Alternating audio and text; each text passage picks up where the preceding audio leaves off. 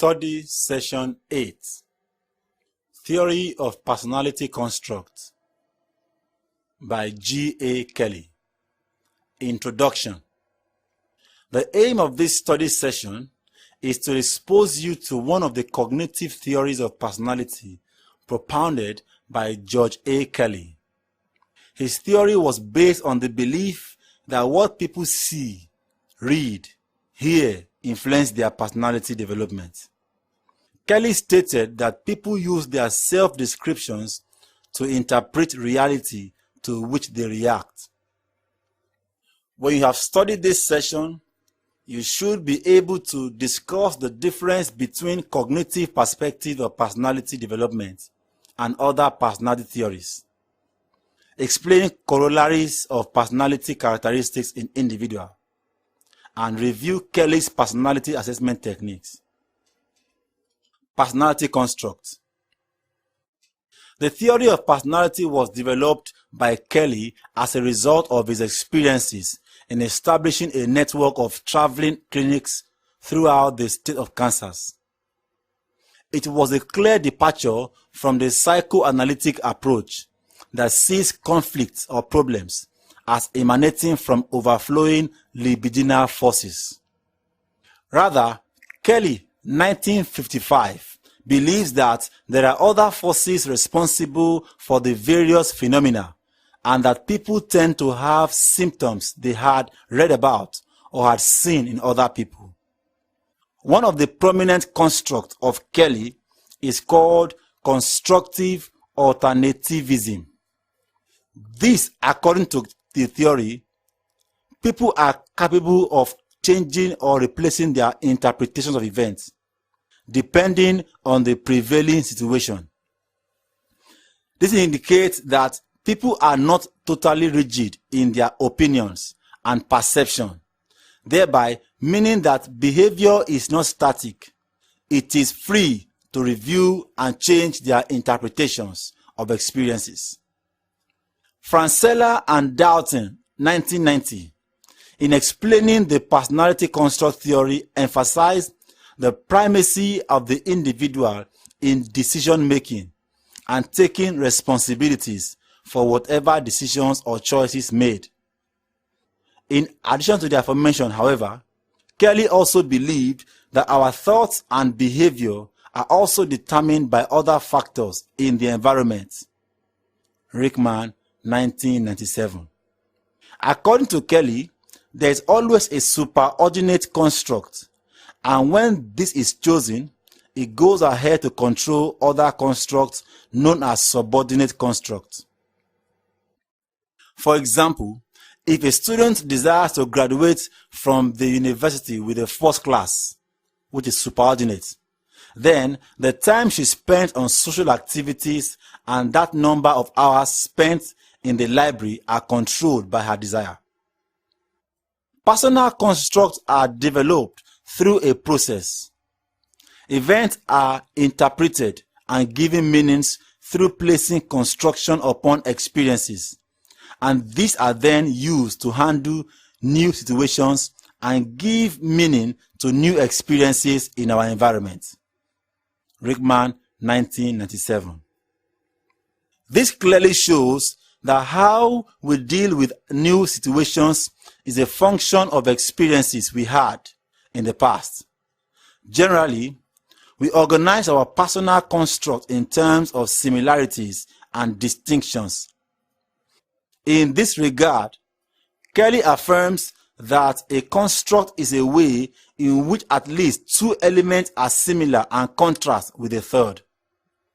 In this theory, constructs are said to be in various forms, some of which are: 1. Core constructs.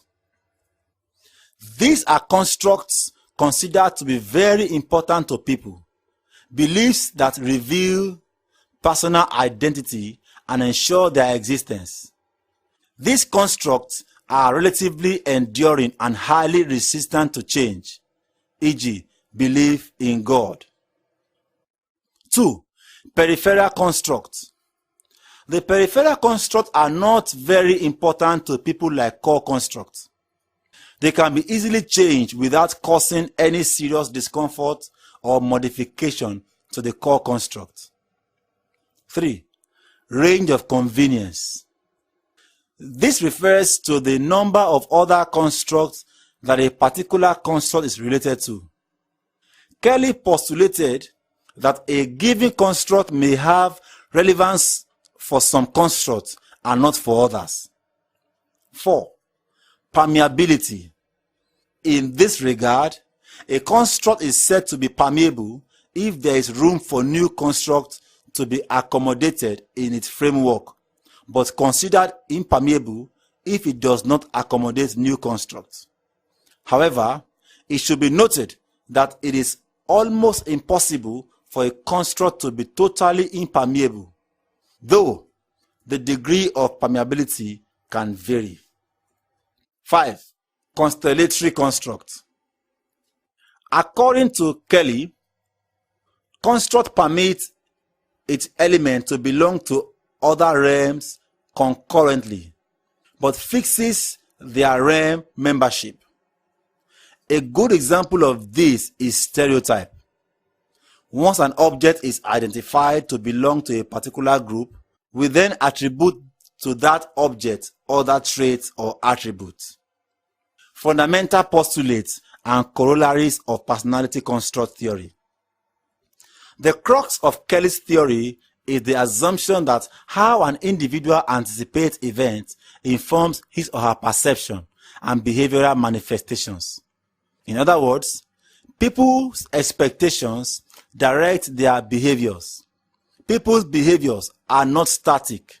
Rather, they change in line with expectations and interpretations of events.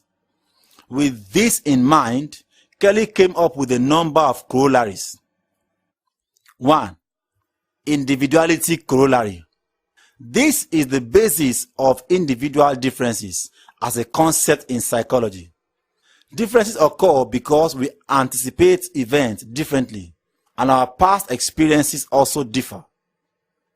2. Organization corollary. This implies that differences are not only in terms of constructs, but also in the way they organize the constructs. Kelly, 1955.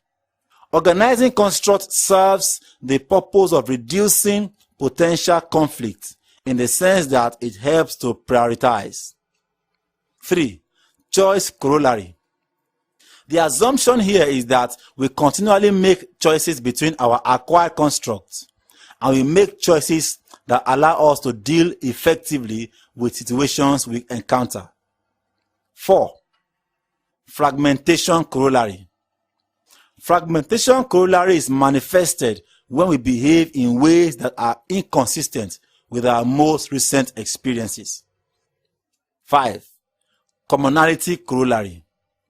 This simply states that people who interpret events in similar manner will behave alike, while those who differ in their construction of events will behave differently. 5. Commonality corollary.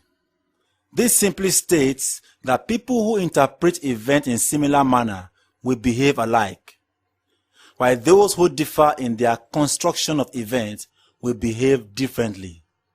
6. Sociality corollary. In the words of Kelly, sociality corollary enables us to function effectively in our interpersonal relationships. This is based on the assumption that if we can understand another person's construct system, we can predict accurately what he or she will do and adjust our behavior accordingly. Assessment techniques. The focus of assessment and intervention, as far as Kelly was concerned, is to promote positive growth in people.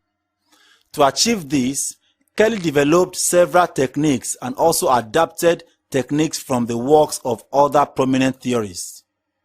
The identified techniques were broadly categorized into two. One focuses on the past, while the second one favors de-emphasizing the past and concentrating on the present. While agreeing more with preoccupation of focusing on the present, Kelly feels that past should not be totally neglected. He was of the opinion that clinicians should still make use of case histories. Among the tests Kelly used in therapy, the role construct repertory test RCRT was the most useful. It was conceived as a diagnostic tool for assessing personal construct systems in clinical settings. According to Rickman, in RCRT, clients are asked to list the names of important people in their social environment, after which they are required to sort the people by considering 3 at a time, indicating ways in which 2 of them are alike but different from the third person. This exercise will enable the clinician to determine whether there is a lack of differentiation in the client's perception of others or not. Study session summary. In this study session, we have examined Kelly's theory of personality construct. We noted that Kelly belonged to the cognitive school of thought. He identified certain constructs that are assisted by what he calls corollary in the development of personality. He also introduced the role construct repertory test, RCRT, a personality test that could be used in identifying and treating personality disorders. End of study session 8. Thank you for listening.